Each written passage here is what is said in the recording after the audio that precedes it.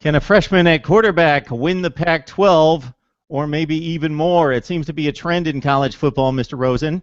And can Arizona possibly repeat? The Wildcats stunned us last season. Can they possibly get by the more favored teams out of Southern California and in-state? And is this the best division in college football? Hey, everyone. It's a second consecutive week of the Pac-12 breakdown. My name's Mark Rogers of MarkRogersTV, bringing in the best bloggers in the Pac-12 to talk about possibly the best conference in college football, as we are just, get this, finally 1 day away from action on the field. So we've been talking so much during the offseason, guys, and we finally will get to next week talk about actually action on the field for the first time. So if you're an NBA fan, for example, you take a long weekend, you get back, and they've started the next season already. But in college football, we got to go from early January all the way to early September, but it's finally here. And I mentioned the best bloggers in the business when talking Pac-12 football. We've got Kaelen Jones of House of Sparky talking Arizona State and the entire conference. From the LA Sports Hub, we've got a duo with Joseph Duarte and also Matt Lozano, and, of course, our friend Mike W.R. from Gojo Bruin talking up the UCLA Bruins. So we've got a stacked deck when it comes to Pac-12 South Division analysis. So let's start right there, Kaelen. Let's look at the division. Of course, it was still wide open going into the final weekend, and Arizona snuck in there with a win over the Sun Devils while things broke well in regards to UCLA falling to Stanford. Your thoughts about how the division stacks up heading into 2015? Well, obviously the big story out of there is going to be whether or not USC can return to that dominant form that we've seen, like that they were at towards the mid-2000s.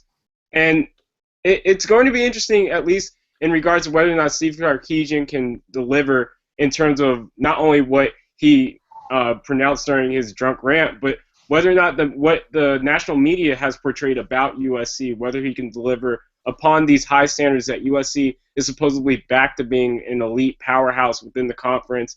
And, just looking at the division outlook, I think it's very possible that USC, considering the talent that they have, looking at playmakers that they have alongside Cody Kessler, who's a Heisman favorite heading into the year, it'll be interesting to see where Trey Madden can replace Buck Allen in the backfield. And then you pair him alongside Dory Jackson and Juju Smith, who are outstanding in replacement of Nelson Aguilar. So, and they have one of the best offensive lines in the country as well. So USC is definitely reloaded in terms of their talent. Defensively, they're outstanding as well.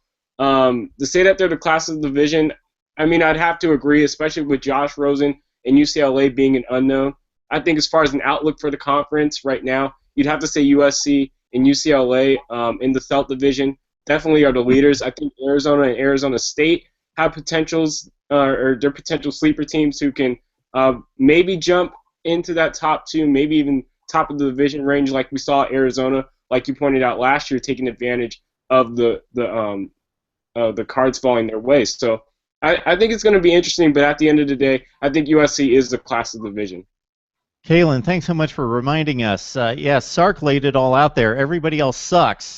Show over. We're done. USC wins it. I think we're good to go.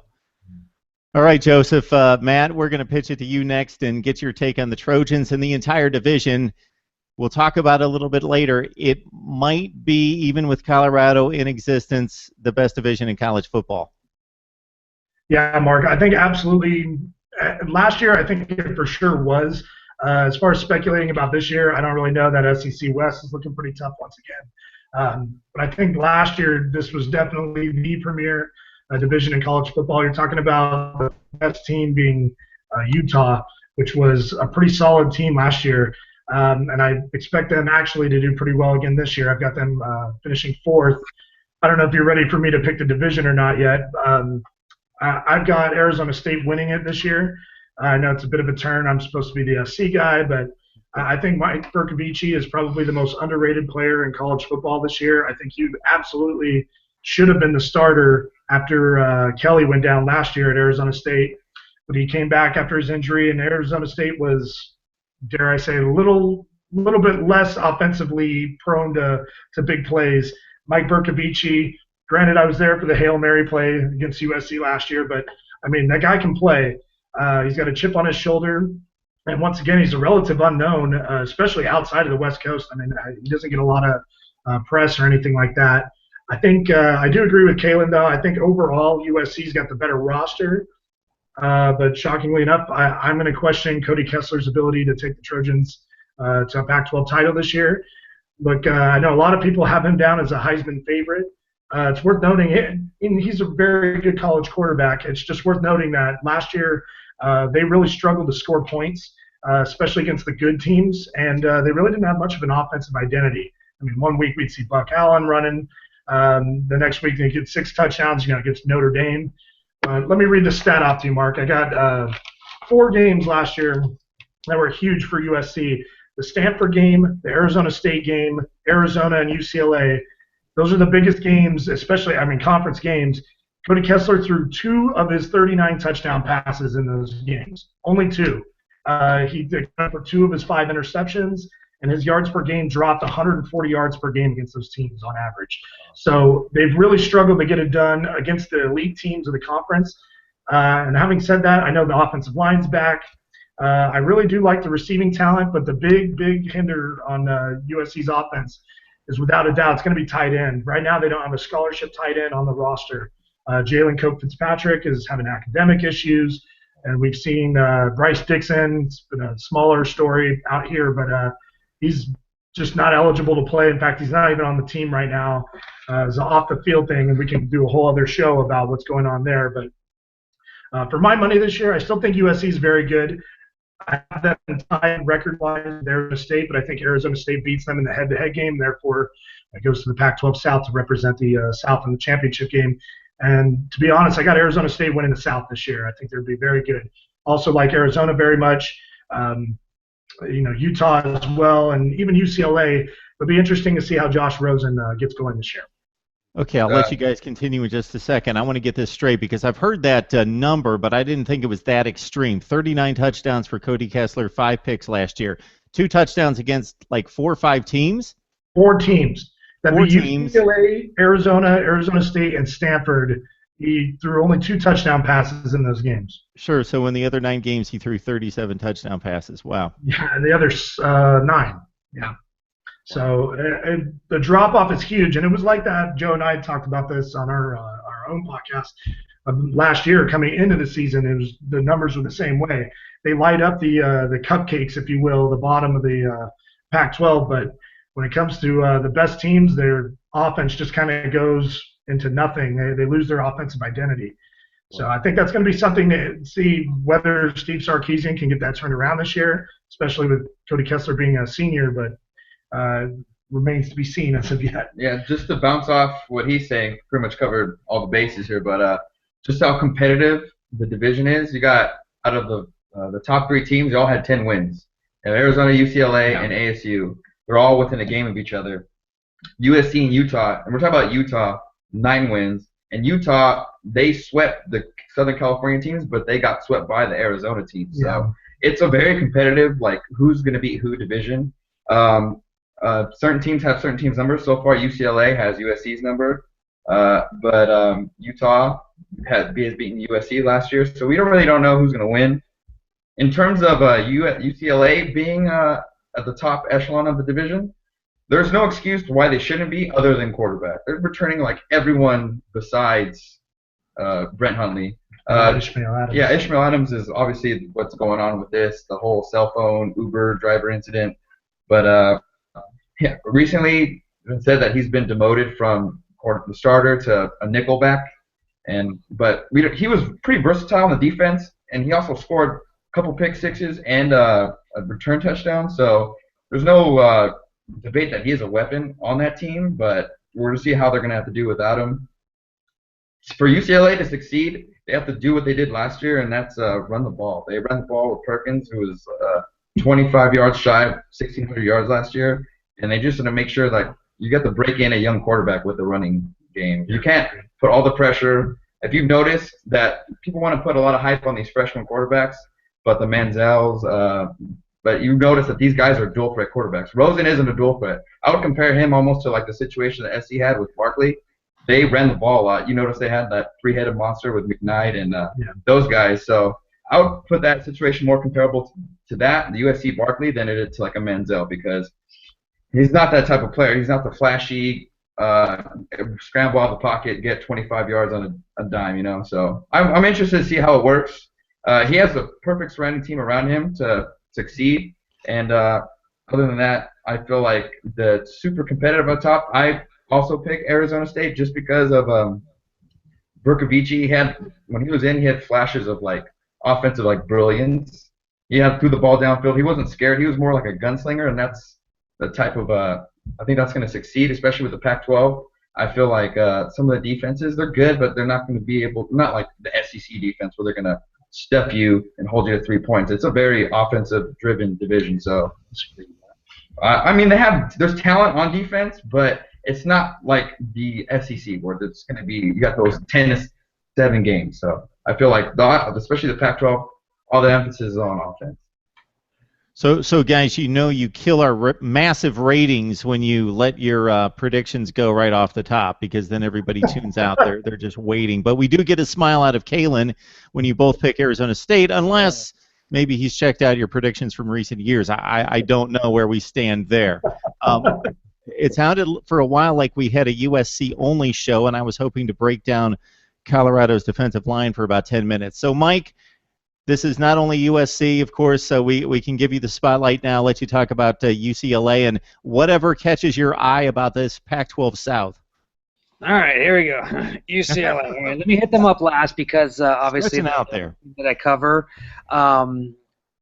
Let's just go with like Utah, as the guy said for the LA Sports Hub. Utah is unpredictable. It's unfortunate that they have not broken into the top half of the South Division, yet they still have over 500 records the last few years, especially since they joined the Pac-12. That says something about the division as a whole. You know, you're over 500, you get 8 or 9 wins, and you're still 4th or 5th in the division. That's insane. And you know, Utah's a team that I pick UCLA losing to this year. They're just scary. You know, even though they lose, I'm blanking on the D-line. The D-lineman from last year who just murdered UCLA last year. You know, he's off to the NFL, but they just reload. They have a fantastic defensive line, which is going to just chew up O-lines around the conference. So Utah's good. Do not count them out no matter what. Arizona, I have number 5, and even though they won the division last year, and I really like what Rich Rodriguez does. I mean, he took a freshman quarterback and running back to the championship game. Who does that? I mean, that's just, you know, personally, Michigan, you know, they needed to wait a few more years, and now we see Rich Rod is the real deal. He's a fantastic coach. He's getting stuff done. Unfortunately, I think they do lose a little bit too many guys, and, you know, they have Scooby Wright, which dude's a beast. He's a beast. But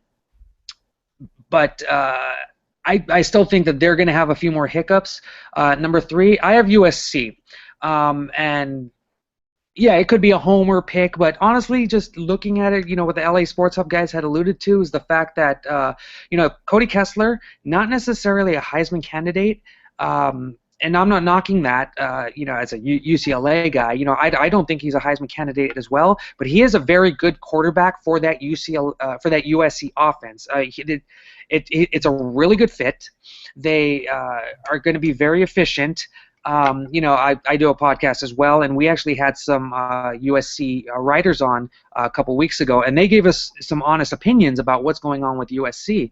And one of the things about it is, and this is something that me and a lot of the other Gojo Bruin writers have talked about, is Steve Sarkisian. Not to, you know, I'm not going to rail on him. He obviously has issues right now that he has to deal with. But just looking at last year, he, you know, one of the quotes from one of the writers, Michael Collins from Reign of Troy, he said that USC has fantastic first halves.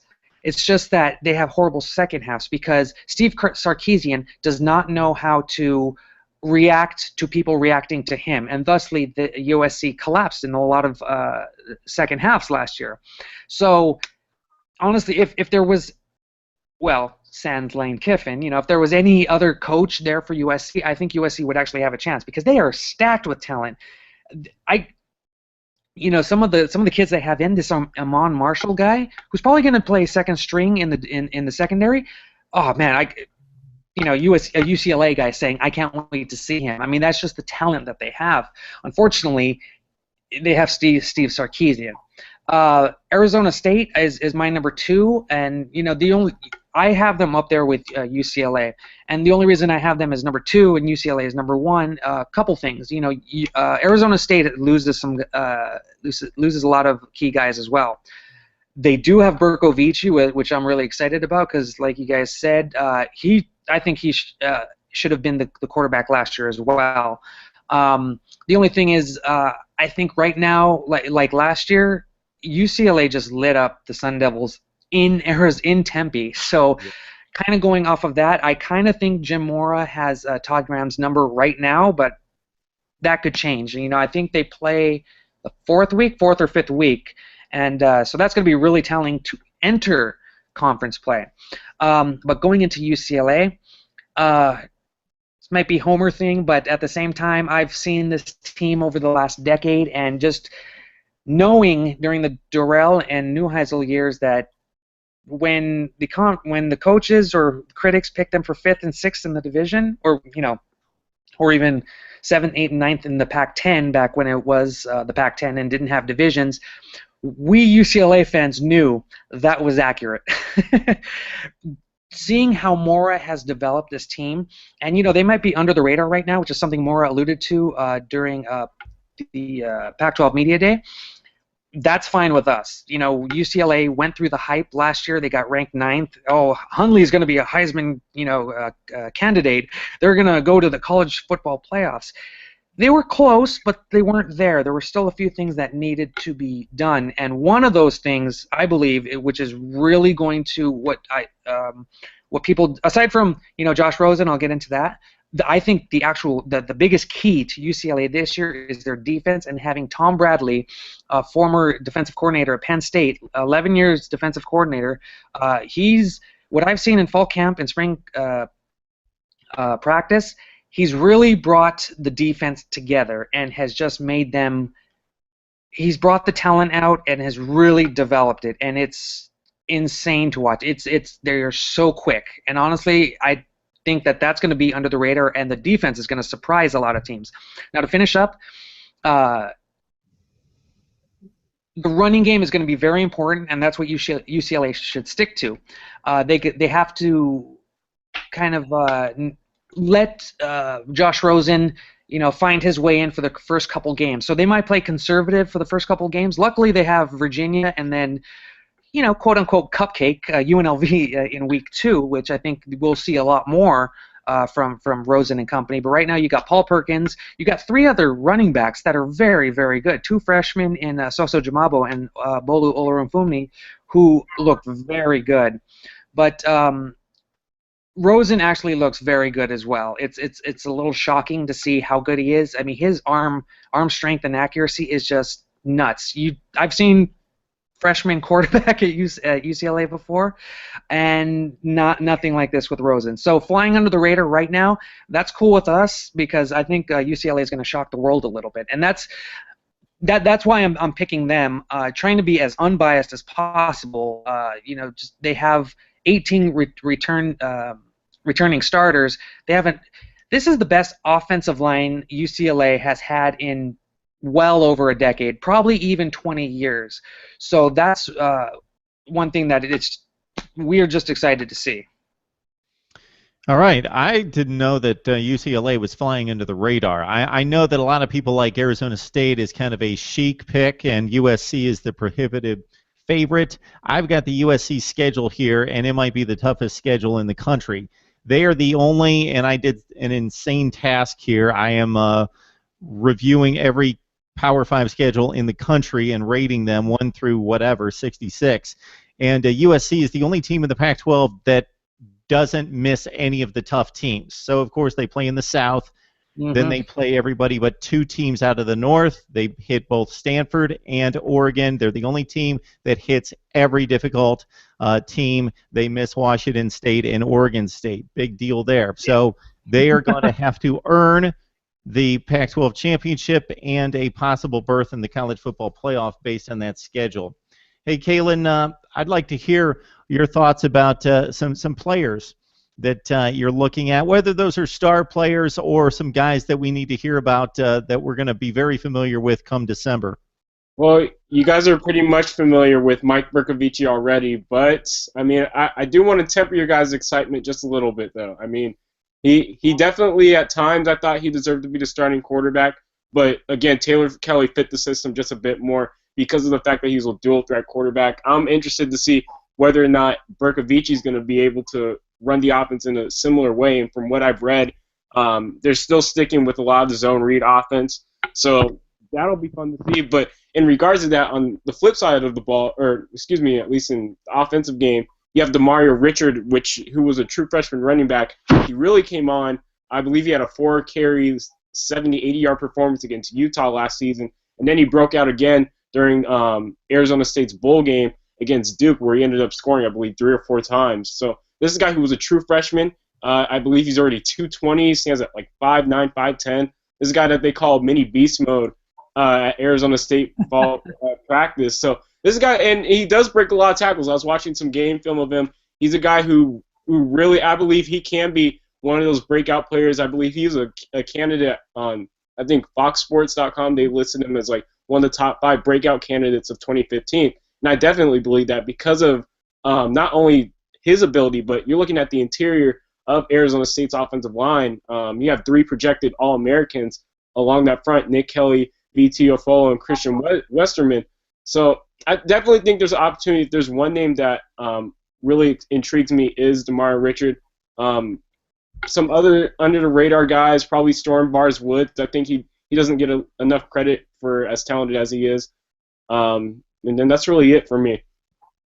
What are going to be the games in this division that are going to help decide it, whether those are some of the obvious choices, USC, UCLA, Arizona, Arizona State, or if it's one of those teams traveling north and having to take on either Oregon or Stanford? Maybe some of those games, Kaelen, that you think are going to I know it's so deep, this division, it's difficult to say that game, this game, that game. There's about 8 games, maybe more, that you could go through because there's about 4 or 5 games for each of the contenders that you could say, hey, this is going to be pivotal. But is there any particular matchup or two that you're looking forward to? Maybe the rematch USC and Arizona State, like you guys pointed out. I believe some of you guys pointed out that you thought Arizona State would win that one.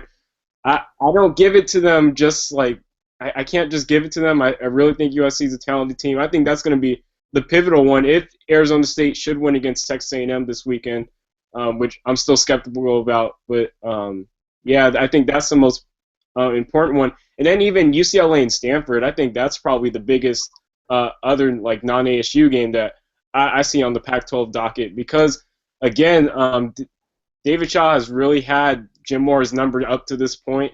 And I think, again, that UCLA, like Mike pointed out, I think that UCLA is definitely in position to really take over the division should USC ever stumble along the way in their schedule. I think UCLA, should they overcome Stanford this year, they have a really good shot at making the college football playoff. Okay, Matt and Joe, USC's the favorite. You guys both like Arizona State. Are there any particular players that you're getting excited to see? Me in particular, and I'm not doing this because we share the last name, but the tight end for UCLA, Thomas Duarte. I feel like for any quarterback or even young quarterback, regardless, any quarterback, especially in the football way we see it now, pass happy, a pass catching tight end is like a very pivotal thing to have within an offense because it's a big target, and especially in the red zone, 20 yards and shorter, a big target's good to have. And he was pretty productive last year, so I'm kind of excited to see Rosen get a rapport with some of these receivers, especially Thomas Duarte. And then outside of UCLA, I've been hearing a lot of talk about Devontae Booker, especially how they feel that a lot of people are predicting towards the end of the season he's going to be on the Doak Walker Award finalist list. So he had he had 1,500 yards last year, 10 touchdowns, I believe. He's the makes you tick on offense. So I feel like those two players to me are the ones I'm going to keep my eye on the most, for the most part. Okay, Matt, who do you have? Well, several guys here, but obviously Miles Jack from UCLA, one of the best linebackers they've ever had there, and second only in the conference somehow to Scooby Wright, who's just flat out unbelievable for Arizona. He had, I think, over 130 tackles last year. Yeah. The guy's incredible. He's also making the jump from outside to inside linebacker, which I think it might be a good move because he's one of the most athletic people I've ever seen. We went to the spring practice this past summer. We saw him catch a one-handed interception, which just looked like freakishly athletic, Odell Beckham-like. So I'm not trying to put him on par with that with his hands, but he has like above, like I wouldn't even put above average. I would say like elite pass coverage for a linebacker. So I think the kick to inside probably helps him out and the team out. Yeah, absolutely. And then don't forget about DeForest Buckner from Oregon. So 6'7", 290-pound defensive end. He's listed on several people. I think Mike Mayock included his top 20 of NFL draft prospects for this next coming year. NFL draft aside, I mean, that's the kind of player Oregon needs to kind of get over the top. Especially we've seen their offense struggle, but defensively, I mean, that's going to be a key spot for the Oregon Ducks here. See how they can play on a national level. They're going to need great play out of their defensive line. So I've got him there, and then Sua Cravens from USC is another guy. He's an outside linebacker / safety. Expect to see him more at outside linebacker this year. We saw that in fall camp and in spring practice. He's lined up almost like a kind of Clay Matthews type of rush end, but can drop back in coverage as well. He's an incredible playmaker. So I expect big things from out of all these guys. But the conference, without a doubt, especially the Southern Division, is loaded with guys that are next level good. So, Mike, players that you're looking forward to seeing, and also this week one, it's really stacked for this conference more so than any other conference. I look at all the schedules, look at all the teams and the matchups, and this conference is playing 5 pretty pivotal games against the other Power 5. When you look at Michigan, Utah, I know Boise State's not in the Power 5, but they just came off a win over Arizona in the Fiesta Bowl, playing Washington, Stanford, Northwestern, Virginia, UCLA, and despite the Cavaliers being down, they as you well know, took the Bruins to the brink last season to open 2014. And then the game that I think, even though Alabama-Wisconsin will probably have a little bit more national appeal and a little bit higher TV rating, the most entertaining game is probably going to be Arizona State and Texas A&M. I can't wait to see the athletes on the field for both of those schools and some exciting play back and forth. So any players you're looking for, and what really catches your eye in week one, Mike? Definitely, Devontae Booker, just a fabulous running back out of Utah. The guy just bulldozes through, and with that offensive line, he does. He's just gonna do quite well, and it's scary to from UCLA perspective, especially. To see what UCLA and Utah have gone through the last couple years, and that win last year was just amazing.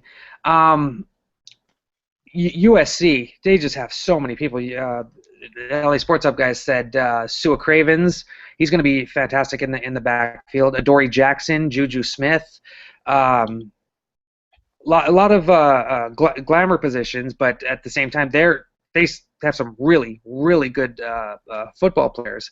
Berkovici, Kaelen, you know more than I do, but I know he just looks really good. He seems to fit that system, and I think he has a lot of good wide receivers around him that's going to really help him out. Colorado, they're not in the picture for contending for anything in the Pac-12, but I kind of want to see what Sifo Luafau, the quarterback, does this year. Colorado actually had some very, very close games. I think there were maybe 4 games that they lost by 5 points or less. So Colorado, they'll, and you've probably heard this a lot. They're going to be better, but the record's probably not going to show it. But I kind of want to see what Luafau does. Who else we got? Scooby Wright, obviously, just can't wait to see that guy back on the field. I mean, how many awards did he win last year? You know, all of them, maybe. Yeah, if there's one guy in college football that I dare to increase his statistics from 2014 to 15, it's 29 tackles for loss and 14 sacks. That's ridiculous. And the guys here named the total tackles at over $130. I'd really like to get this to Kaelen to talk about Arizona State, Texas A&M. For those watching this that don't follow the SEC, and obviously Texas A&M not playing in elite games last season. This is a team that started a true freshman in Kyle Allen at quarterback last year. He progressed throughout the season, played really well down the stretch against Auburn and in a bowl win against West Virginia. The defense has been deplorable in recent years, but they've recruited in the top 5 recruiting rankings nationally. They bring in John Chavis from LSU to coordinate the defense, and if he can pull that together, they could make a leaps and bounds jump within the SEC defensively. They've got one of the best freshmen, now a sophomore in Myles Garrett at defensive end, who's just a terror of a pass rusher on the outside. And I think top to bottom that they may have the best wide receiver core in college football going 4 or 5 deep. So what have you studied with Texas A&M and look forward to with this matchup with Arizona State, Kaelen? Well, I think it's going to be – I think that's the matchup where you're talking about Myles Garrett against ASU's tackles because Jamil Douglas, he moved on for the NFL draft. He was slotted at the left tackle position. I'm drawing a blank on who the right tackle was last year, but you have 2 new guys in Evan Goodman and Billy McGee who are taking over at the tackle spots. And they haven't necessarily looked bad in fall, but they haven't, solidified themselves. There have been talks of whether a true freshman, I believe Sam Jones, was expected to have a shot at starting at tackle this season as well. So I think it's going to come down to Texas A&M's offense and whether they can put up with Todd Graham's aggressive style of defense, because this is a guy, again, who coaches to where offenses are on the defensive end, if that makes sense. He's really aggressive defensively. He comes up with tons and tons of schemes, and he just keeps coming at you. And whether or not ASU will break, there were a lot of times where ASU would give up the big home run plays. That happened too often against Texas A&M. That cannot happen. Otherwise, ASU is going to find themselves down very quickly because of the talent. Again, like you talked about on the outside, just for A&M, you have Speedy Noyle and then Ricky Seals-Jones along with Kyle Allen on the offensive end, and then Trey Williams at running back. This is a really fast offense playing a really fast defense, so I think that's the intriguing end of it. And the Yankees have a kid, Josh Reynolds, who wasn't even a highly recruited player. He was a JUCO transfer, scored 13 touchdowns at wide receiver last year, in addition to the guys that you name. Matt, Joe, well, actually, Kaelen, hey, before we run through it for the last time here, do you have a Pac-12 prediction for us? A bold one? It doesn't have to be bold. It just has to be true. Just has to be reality at the end of the year. That's what we're looking for. Well, I'll say Arizona State, they cracked the top 7 at some point this season. How about that? Okay. There we go. These 2 guys like Arizona State in the South Division, are they going to go ahead and win the Pac-12 championship, Matt and Joe? There's nothing that's stopping them from. I feel like Oregon, yeah, they always reload, but I feel like what they had last year with Mariota was something they can't really recreate, especially within a year's notice or a year's time. So I think that this is the South. I think this is the South's year to actually win the division. So I'd put them up there. The North really doesn't have that much parity like the South does. So I feel like it's Oregon. Stanford hasn't really recouped after the loss of Luck and Harbaugh. So I feel like it's definitely the Arizona State can definitely take it. Depending on what bowl they go to, if they make it to the playoff, I feel like it's such a tough division. I don't think they might win with 3 losses, so I don't believe that they'd make it any farther than like a really good bowl game. I don't think the playoff, just because of the way the division's set up, I can't see any Pac-12 team making the playoff unless they go undefeated. So Vegas says Oregon and USC, but a lot of people like Arizona State and Stanford to pull off the upsets. Mike, what do you say? This is just going to be an awesome season, and there are just so many games I'm looking forward to, and it's these teams are going to beat up on each other. And looking at some of the schedules, like for example, Arizona State. I think they have. I have it right here actually. There's a they have a 5-game span where they play USC at UCLA versus Colorado, which hopefully they win that. Then at Utah and then against Oregon. That's brutal. USC ends their season against at Oregon and then at home to UCLA. UCLA finish they finish their season 2 games on the road at Utah in November and then at USC. So honestly, I'm for one excited as a college football fan to see all this happen. I'm excited as a Pac-12 fan to see these teams just go at it. I think it's going to be UCLA. I think this is UCLA's year, mainly because they have a freshman quarterback. He's good. I'm not putting everything on him. Like I said, I think it's the defense that's going to really open some eyes. But looking at the roster from last year to this year, I definitely pick this year's roster, regardless of who's at quarterback. So I think UCLA is going to take it against Stanford. And I have a feeling UCLA might lose up at the Farm in their regular season game on a Thursday night. What's up with these Thursday night games? But then I think they're going to meet up again in the Pac-12 championship game, and I think UCLA will win it. I don't think this is Oregon's year, mostly because they're losing a Heisman quarterback. They're losing 3 or 4 starting offensive linemen, and they reload. But I think this might be a down year for them. So I'm picking UCLA and Stanford. I only hate the college football playoff slightly less than I hated the BCS. Yes, we afford 2 other deserving teams that have earned it to get to the college football playoff, but it makes no sense trying to fit 5 conferences into 4 spots, and we had the issue last season of TCU, Baylor, Ohio State, and I would even add Oregon and Alabama because they lost a game. I would think it would be criminal, and this could likely happen as you guys are setting the stage, that the Pac-12 champion has 2 losses and gets left out of the college football playoff, because this is arguably the best conference in college football, and to not afford that champion a right to play in the top 4 to get to the national championship game, I think is totally screwed up. But that's what the system that we have right now. All things being equal, I think the Pac-12 is going to get the nod over just about every other conference. But if we finish 1 loss or no losses across the board and the Pac-12 has 2, it could be a difficult situation for the College Football Playoff Committee to move a UCLA, fill-in-the-blank, USC, Oregon into the round of 4. All right, guys, we will have games to talk about next week. I appreciate you guys coming on. We got Kaelen Jones, House of Sparky, talking Arizona State and Pac-12 overall. From the LA Sports Hub, Joseph Duarte, and also we've got Matt Lozano, and of course Mike WR talking UCLA football and overall Pac-12 blogger, talking up again the Pac-12 with Gojo Bruin. Guys, thanks so much. We'll catch everybody next week. Thank you, Mark. Thanks, Mark.